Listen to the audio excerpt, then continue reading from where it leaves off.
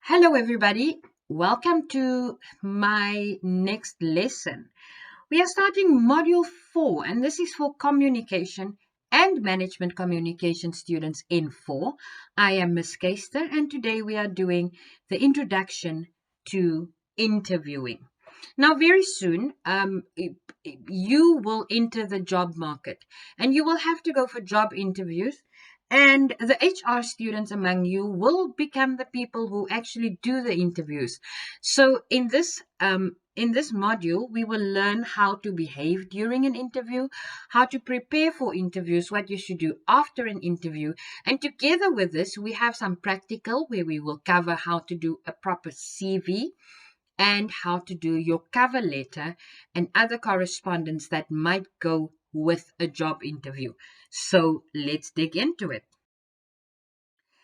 An interview is defined as a pre planned, formal, and oral interpersonal communication between an interviewer and an interviewee about matters of mutual interest. So, if I have to break that down for you, it means that an interview is always planned beforehand. Secondly, it is formal and it is spoken, oral, interpersonal communication.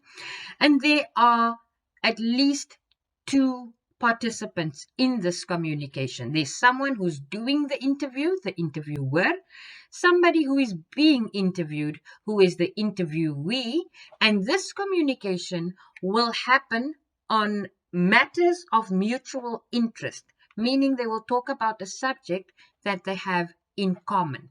So now that we have the definition of an interview, it's it's important for us to move along and look at the communication process that's used during interviews. Please excuse the graphic. It's the best I could do with my crash course in online teaching. So you should recognize the diagram that's in front of you. That's Jacobson, a very simplified version of Jacobson.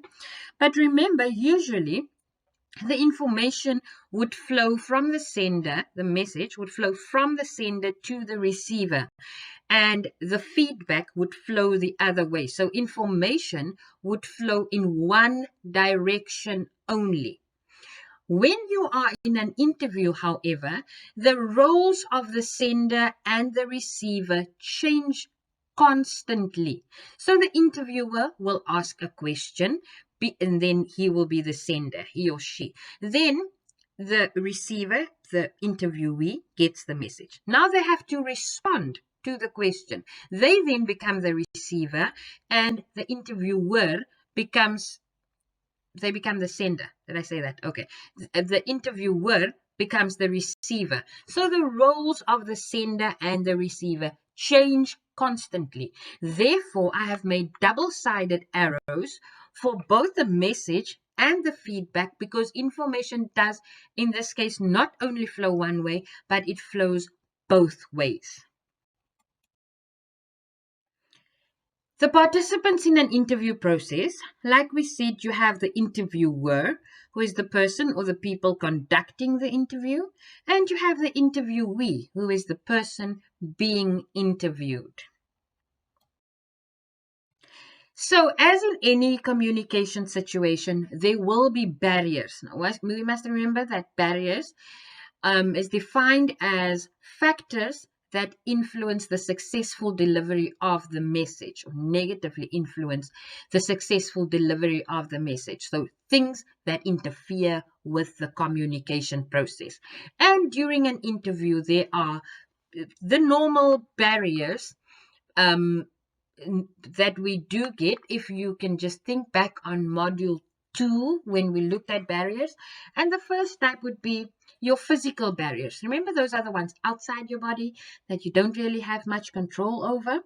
And typical examples of physical barriers in an interview would be the hard chair that you're sitting on, somebody calling, and a ringing telephone. It would be the temperature, the lighting, if the desk is maybe too big between you. All of those things are physical barriers. And then secondly, during an interview, you can get your psychological barriers. Now remember, psychological is when there's something going on inside your head. And yeah, the most perfect example is something that happens during every interview, and it is your nervousness. It's a psychological barrier.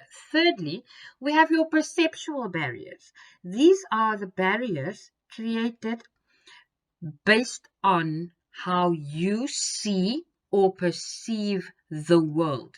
So if you walk into an interview situation and you see a lady or a person of the same race, a person that you may know, a person of similar background, they sound like you will immediately be more at ease because you identify with this person. But you know, as it goes in this world, um, interviewers differ. They could be the same as us. They could be very, very different.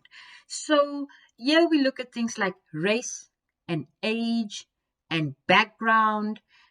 You may not know at that moment a lot about their background, but I mean, you can see someone's age. You will feel more comfortable with somebody who's round about the same age as you.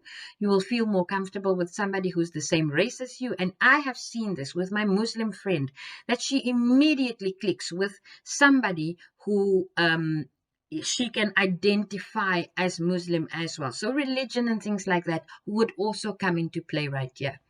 And then lastly, we get our semantic barriers. Semantic barriers have something to do with language. So we get, first of all, our jargon, which is defined as subject-specific language. So you go for an interview and they may use very technical language that's used in the organization and you will not understand. Or language. I once went for a job interview where it was in very high English, and although I am English speaking or I have good knowledge of English, it's not my home language. So some words were used that really tripped me up. What you must remember when this barrier comes along is that it is your right to ask the interviewer to please repeat the question in a way that you can understand, or to simplify it.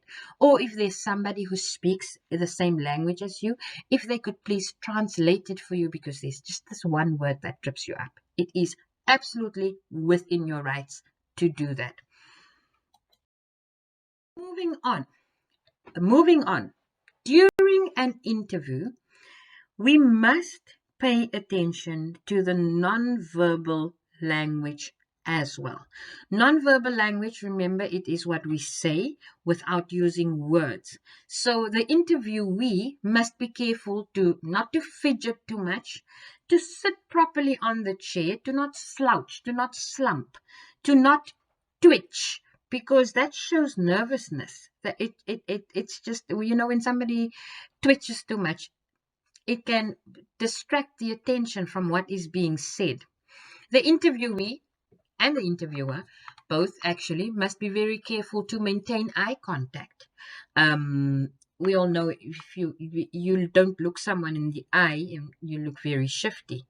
And then lastly, for the interviewee, pay attention to the body language of the person asking you the questions. Pay attention to his facial expressions, because sometimes you drone on and you babble too much, and their face will show you when you've gone too far, and you will know to stop.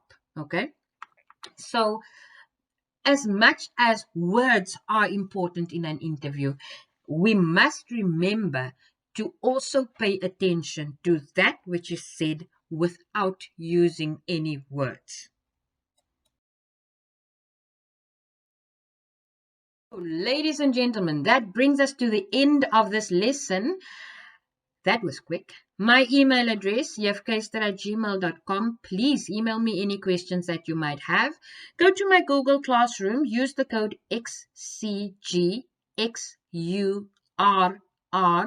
to get supporting documents for this video. And as always, thank you for tuning in. Until next time, bye-bye.